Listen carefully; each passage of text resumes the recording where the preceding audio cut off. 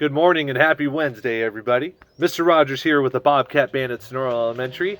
We're going to continue sight reading throughout the week.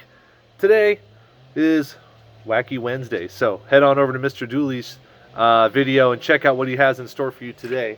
It's always something really cool, right? Wednesdays and Fridays are probably your guys' favorite days, which is why we keep doing it. So we're going to focus a little bit more on, a little more, that's kind of silly because it's sight reading every day, so it's not like it's more, it's for the first time. This is number 106, March Militaire.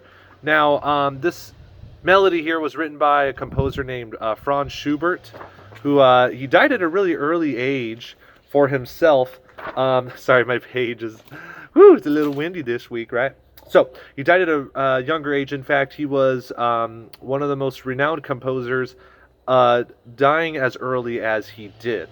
But within his lifetime, he wrote a lot of music. Like, he wrote like 10 symphonies, right? And, over 600 art songs, which is sort of like a, vocal with an accompaniment of some sort. So like a singer with an orchestra that's backing him or her up, or a piano player, right? Now this tune right here, March Militaire, it was originally a piano duet, I believe. So this was what we call transcribed for band, which means it's rewritten to fit your instrument. So we're going to sight read it today. There's eighth notes all over the place, right? Look at your time signature.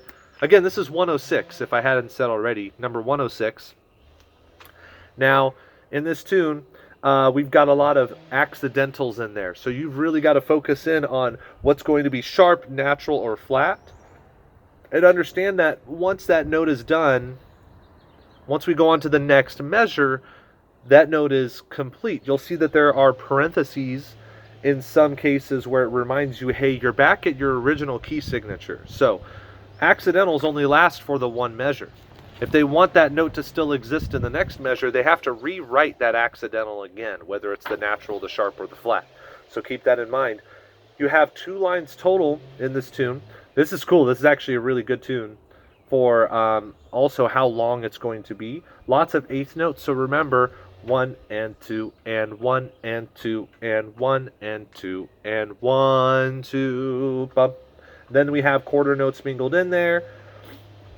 Keep looking through. Eventually you're back at the 1 and 2 and 1 and 2, 1 and 2, 1 and 2.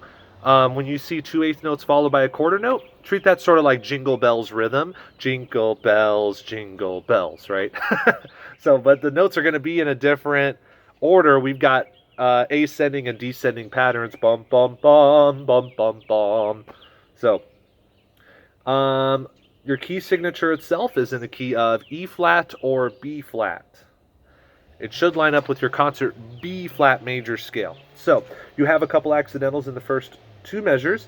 Then everything after that should be as if you're playing notes inside of that scale. So understand that all the notes should be in the key of B flat after that. Your first note is a concert B flat. It's the high one. Your last note is the low concert B flat. When you're sight reading this tune, I want you to take about this tempo. Bum bum bum bum bum bum bum bum bum bum bum bum bum. All right, I would say about that tempo. So now is your time to pause the video and play on your own for the first time. Go ahead and pause right now.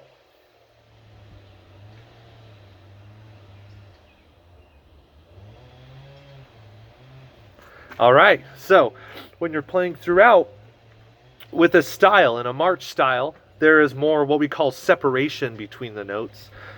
So you're not going to play dee-ah, da, da, dee-ah, da, da. It's going to be more like da, da, da, da, da, da, da, da, da, da, da, da, da. Those longer notes for the half notes, and anytime you have whole notes, you've got to play those long, but the eighth notes, they can be more, a little bit more bounce in them. Bum, bum, bum, bum, bum, bum, bum, bum. So, keep that in mind. And marches, they're typically in either cut time or 2/4. All right. So we're not going to see any whole notes in this case. All your long notes will be quarter notes and half notes. Let's play it together, everybody. That same tempo and forte the whole time. Here we go. 1, 2, ready.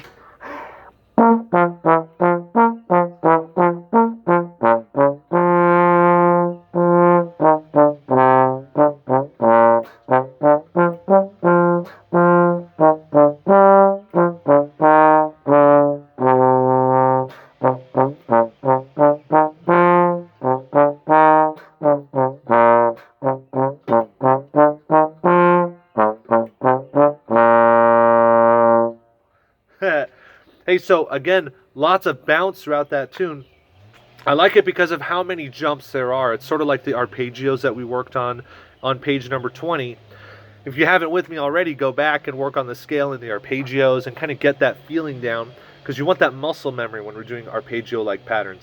Notice that when I'm playing the quarter notes, they are longer than the eighth notes, but there is still separation. We call this a marcato style. A lot of us are used to seeing that upside down V, or if your notes are already upside down, there, you got a regular V. That tells you to play with an accent and shorts, right? Ta, ta, ta, right? Staccato would be more like a da, da, da, right? But marcatos are like a ta, ta, ta. A little bit more length, but there's still separation in between. So if I'm playing those quarter notes, followed by the half note, you'll hear that there is separation between the quarters. So understand that when we get to those quarter notes, there will be more of an upfront, we call it like sort of an implied accent, because it's just part of the style. They don't put those articulations in there, but you just do it because that's part of the aggressive nature of marches. So if you want to play through again at that tempo, go ahead and do that now with me. Right now, I want to play it faster. So for those of you who have it nailed down, and once you do get it nailed down, play it with me now faster. Da, da, da, da, da, da, da, da. 1, 2, ready.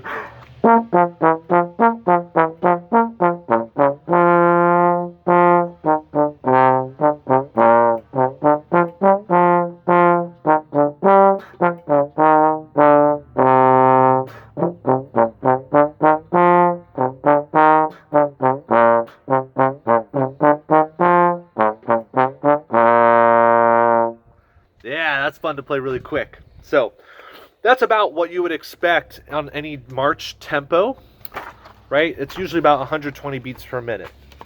And in this case, it says allegro, which is, that's in the range of a march. So great sounds, everybody. I'm going to play with you the flat zone in the next video, number 107. If you want to play this with me again a bunch of times, please do that. Rewind and be sure that you're playing those accidentals correctly. All right, review those fingerings in the fingering chart, or go back to where you originally learned that note, whatever page that might have been. That note in particular was probably on page 19 at the very top. If you see that accidental on measures 1 and 2, that's where it is. It's at the top of page 19. Okay? I'll see you in a few minutes.